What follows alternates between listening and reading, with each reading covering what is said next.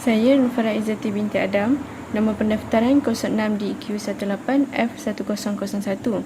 Saya daripada program Diploma Kejuruteraan Elektrik Kecekapan Tenaga di Politeknik Port Dickson ingin membentangkan laporan latihan industri saya. Saya menjalani latihan industri di Pejabat Pembangunan dan Penyelenggaraan Universiti Tun Hussein On, Malaysia. Laporan pemantauan latihan industri. Latar belakang syarikat. Nama syarikat yang saya telah menjalani latihan industri ialah Pejabat Pembangunan dan Penyelenggaraan. Alamat syarikat saya ialah Pejabat Pembangunan dan Penyelenggaraan Universiti Tun Hussein On, Malaysia, 86400 Pat Raja, Johor. Objektif Pejabat Pembangunan dan Penyelenggaraan ialah untuk mencapai hasrat universiti dalam memberi perkhidmatan yang efisien dan memastikan pencapaian dan perjalanan setiap aktiviti yang dirancang berjalan dengan lancar dan efektif. Seterusnya, ia juga mampu bertindak ke arah pencapaian matlamat jabatan sejajar dengan perkembangan pesat universiti. Di samping itu, ia juga memenuhi keperluan ruang yang kian meningkat dan menepati fungsi yang dikehendaki. Misi dan visi Pejabat Pembangunan dan Penyelenggaraan misinya ialah mempertingkatkan pengurusan fasiliti. Visi Pejabat Pembangunan ialah mengoptimumkan penggunaan aset melalui kaedah serta teknologi yang terbaik bagi mewujudkan kelestarian kampus yang kondusif. Skop kerja di tempat latihan industri saya ialah jabatan ini bertanggungjawab secara langsung merancang, mengurus, mentadbir, mengawasi, menyelaras dan melaksanakan projek fizikal, prasarana, ubahsuaian dan penyelenggaraan universiti. Ia juga berperanan berurusan secara terus dengan agensi-agensi luar seperti pihak berkuasa tempatan, Jabatan Pembangunan Persekutuan, Jabatan Alam Sekitar, Jabatan Keselamatan Kesihatan Pekerja, Telekom, TNB dan Majlis Pembandaran, Jabatan Parit dan Saliran, Water Consortium dan sebagainya. Seterusnya, jabatan ini tutur merancang, mengurus dan melaksanakan pembangunan hartanah universiti serta penyediaan perkhidmatan dan kemudahan selain dari kerja-kerja penyelenggaraan. Sini ialah carta organisasi di bahagian pembangunan. Ketua unit elektrik ialah sebagai supervisor saya semasa saya menjalani latihan industri. Ia adalah jurutera elektrik kanan iaitu Encik Syukur bin Saleh. Ketua Seksyen Perancangan Pemantauan dan Pembangunan Lestari, penolong jurutera kanan iaitu Encik Abdul Rashid bin Putih. Terbahagi kepada dua iaitu pemantauan projek dan reka bentuk serta pembangunan. Di bawah pemantauan projek dan reka bentuk diketuai oleh penolong jurutera iaitu Encik Syahidan bin Pardon.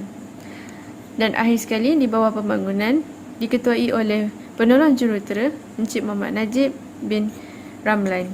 Kerja-kerja yang dilaksanakan semasa saya menjalani latihan industri di Pejabat Pembangunan dan Penyelenggaraan ialah AutoCAD, ISCADA, Regression, Energy Saving Management, laporan audit, solar, CSR, distribution board, sistem telefon dan lighting. Semasa saya diberi kerja untuk membuat AutoCAD, saya melengkapkan pelan yang diberi di dalam aplikasi AutoCAD dan dengan menyesuaikan kuantiti dan saiz barangan elektrik mengikut kesesuaian bilik dan ruang.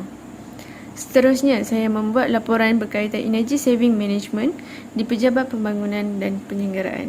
Di AutoCAD juga saya membuat drawing dengan 6 plan, membaik pulih tempat dan kuantiti simbol elektrik, mengurangkan switch soket alur keluar 13 ampere berswiss kepada 3 biji daripada 2 biji.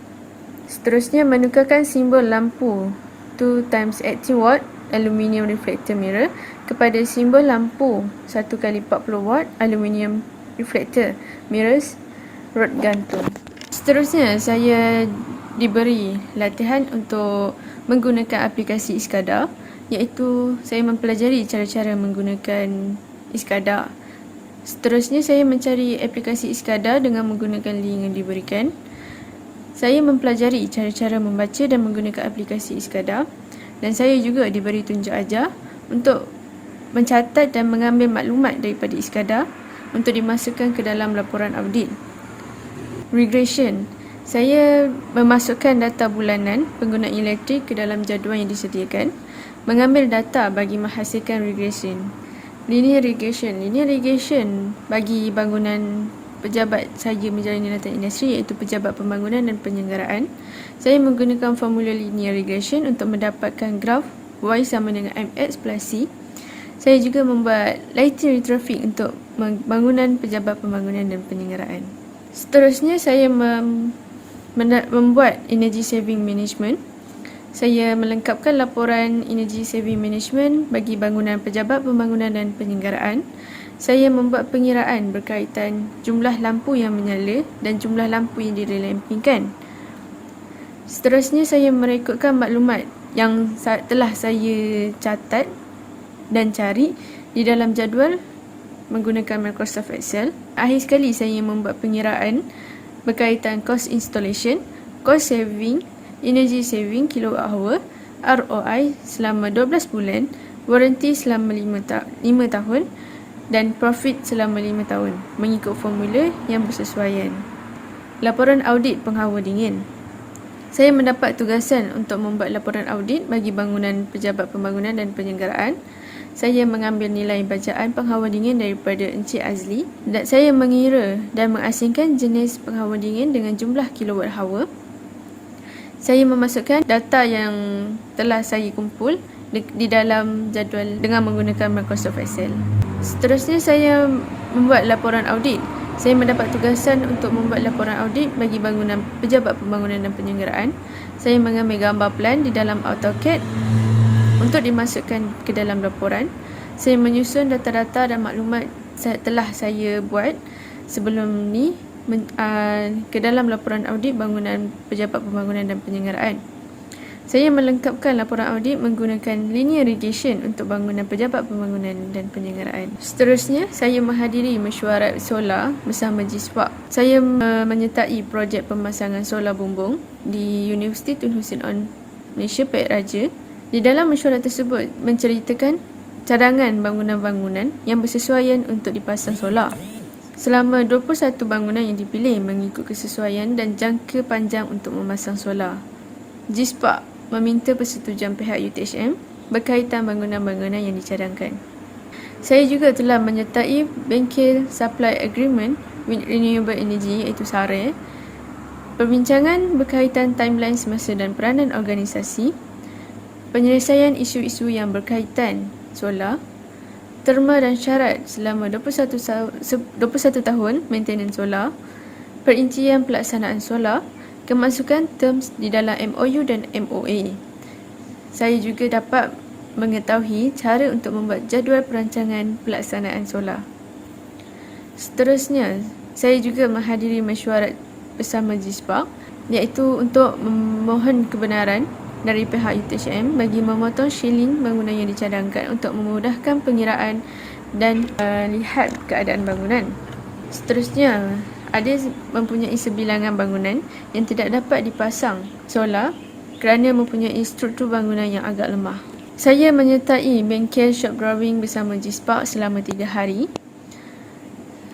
Ia menerangkan jenis solar yang digunakan, jumlah inverter yang sesuai dan struktur mounting yang digunakan bagi setiap bangunan.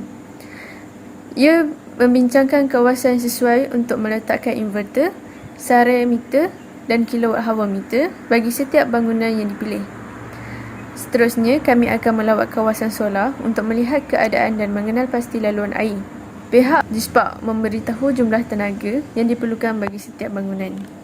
Hari ketiga bagi bengkel shop drawing, kami akan mengemukakan perbincangan kepada pengarah pejabat pembangunan dan penyelenggaraan, menjelaskan jumlah bangunan yang dipilih untuk memasang solar, menghantar kertas kerja akhir kepada pihak UTHM selepas bengkel shop drawing ditangguhkan. Seterusnya, saya mengikuti mesyuarat pemantauan projek solar bumbung Universiti Tun Hussein On Malaysia bilangan 3 2021. Dalam mesyuarat itu, saya diberi pembentangan minit mesyuarat yang lepas, pemberitahuan berkaitan proses barang yang sampai pada tarikh yang berkenaan, membentangkan jenis bumbung, number of panel bagi bangunan tambahan dan memaklumkan berkaitan penghantaran mengikut batch. Kami juga melawat tapak tempat panel solar diletakkan mengikut tarikh-tarikh yang ditentukan selepas mesyuarat, melihat kawasan yang dicadangkan untuk meletakkan panel solar, memperhatikan kawasan persekitaran untuk meletakkan sarian meter, inverter dan kilowatt hour meter. Saya juga membuat laporan solar. Memilih satu bangunan yang dipilih untuk memasang solar bumbung untuk dimasukkan di dalam laporan. Laporan ini untuk diberikan kepada supervisor saya, Cik Syukur bin Saleh, bagi simpanan pejabat pembangunan dan penyelenggaraan. Saya memasukkan tajuk dan objektif solar yang dipasangkan di dalam UTHM yang dipilih. Saya juga menyatakan permasalahan dalam kajian projek solar. Saya juga membuat pengiraan bagi reka bentuk solar yang dipilih untuk dipasang, iaitu solar Trina. Saya juga memberikan cadangan kepada keseluruhan laporan yang dibuat berkaitan projek solar bumbung di UTHM. Akhir sekali, saya membuat kesimpulan di akhir laporan solar dan memberikan kata-kata penutup di dalam laporan solar. Saya juga diberi kesempatan untuk mengikuti program CSR di Madrasah Miftahul Ulum, Kampung Parit Lapis Kadir bersama Kelab Harta Bina, Kelab Pejabat Pembangunan dan Penyelenggaraan. Selama saya mengikuti program CSR, kami menambah baik barangan elektrik dan kelengkapan di bahagian surau dan asrama perempuan. Antara aktiviti yang dilakukan ialah wiring bagi penambahan kipas, lampu, distribution board, bergotong royong membersihkan kawasan madrasah dan lain-lain. Di sini ialah antara gambar-gambar yang aktiviti kami yang kami lakukan di program CSR. Saya juga dapat mempelajari cara memasang Swiss, dapat mempelajari cara untuk memeriksa sekiranya ada kuasa yang ada di Swiss tersebut dengan menggunakan multimeter digital. Seterusnya, saya melawat tapak maintenance. Saya membuat laporan bagi distribution board dan melukis drawing mengikut aliran dan susunan di dalam lakaran. Saya juga diberi kesempatan untuk mengikuti sistem telefon. Saya melawat tapak solar. Bahan yang digunakan di dalam sistem telefon ialah laser distance meter, pengukuran jarak dari satu objek ke objek yang lain. Laser distance meter digunakan untuk mengukur jarak tertentu dengan tepat seperti dinding yang jauh dan shielding yang tinggi menggunakan laser. Ia juga mengikut jarak horizontal dan ketika objek tidak dapat ditargetkan secara langsung. Seterusnya, saya mengikuti Encik Irwan dan Encik Farid ke sistem telefon di blok F6 Universiti Tun Hussein All Malaysia. Saya mempelajari untuk mencari point dari user ke distribution point. Saya juga dapat mempelajari bagaimana untuk menyusun kabel mengikut urutan nombor. Saya dapat mempelajari cara untuk memeriksa incoming menggunakan tone tracer. Seterusnya, saya mengikuti juga sistem telefon. Saya mempelajari bagaimana untuk membaik pulih sistem telefon di bangunan library, FPTP dan FPTV. Kami mengetahui masalah dan sebab kerosakan, memindahkan talian telefon dari aras 1 ke aras 5, melakukan troubleshooting untuk mengenal pasti line berkenaan di distribution point. Seterusnya, kami membaik pulih sistem telefon di bangunan blok G2. Saya mendapati permasalahan yang berlaku iaitu wayar kabel tidak bersentuh dengan box menyebabkan line tiada untuk membuat panggilan. Seterusnya, saya diberi tugasan untuk membuat lighting, mempelajari reka bentuk pencahayaan gelanggang futsal. Di sini saya mengetahui kesesuaian penggunaan lux mengikut umur, iaitu 25 hingga 65 tahun sesuai digunakan lux 100, manakala 65 ke atas sesuai untuk digunakan lux 200. Saya juga diajar untuk mengetahui jenis LED yang sesuai digunakan seperti tungsten incandescent light bulb, halogen lamp, fluorescent lamp, LED lamp, metal halide lamp, high pressure sodium vapor lamp, low pressure sodium vapor lamp and mercury vapor lamp. Sekian itu saja aktiviti yang saya lakukan selama saya menjalani latihan industri di Pejabat Pembangunan dan Penyelenggaraan. Di sini saya membuat kesimpulan, iaitu pelajar ingin membuat kesimpulan bahawa hampir kesemua objektif latihan industri tercapai, dapat menjadikan saya seorang yang lebih berdisiplin, terutama berkaitan masa. Saya juga dapat belajar berkaitan nilai-nilai moral seperti jujur, amanah dan bertanggungjawab dapat ditingkatkan dalam diri pelajar semasa menjalani latihan industri. Ia juga meningkatkan cara pergaulan dan berkomunikasi dengan baik dengan semua kaki tangan atau pekerja di firma. Saya juga dapat mempelajari ilmu yang baru dan mempertingkatkan kemahiran yang dipelajari di politeknik dengan mengamalkan kemahiran saya semasa membuat kerja-kerja teknikal semasa menjalani latihan industri. Antara komen dan cadangan ialah dalam tempoh lebih kurang 5 bulan, saya amat berpuas hati dengan kerjasama perhatian serta tunjuk ajar yang diberikan oleh pekerja di pejabat saya. Tidak kira apa jua pangkat.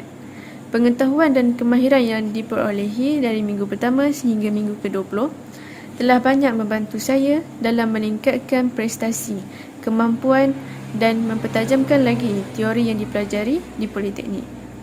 Antara cadangan saya ialah pihak syarikat harus memberi peluang kepada pelajar untuk mempelajari dengan lebih mendalam tentang sesuatu kerja yang mereka lakukan ketika latihan industri. Pihak politeknik haruslah berkomunikasi dengan pihak syarikat yang menerima pelajar latihan industri jika mempunyai sesuatu yang perlu diminta. Pelajar juga perlu memberi penumpuan yang sepenuhnya dalam kerja yang diberikan. Sekian, itu sahaja pembentangan laporan latihan industri saya.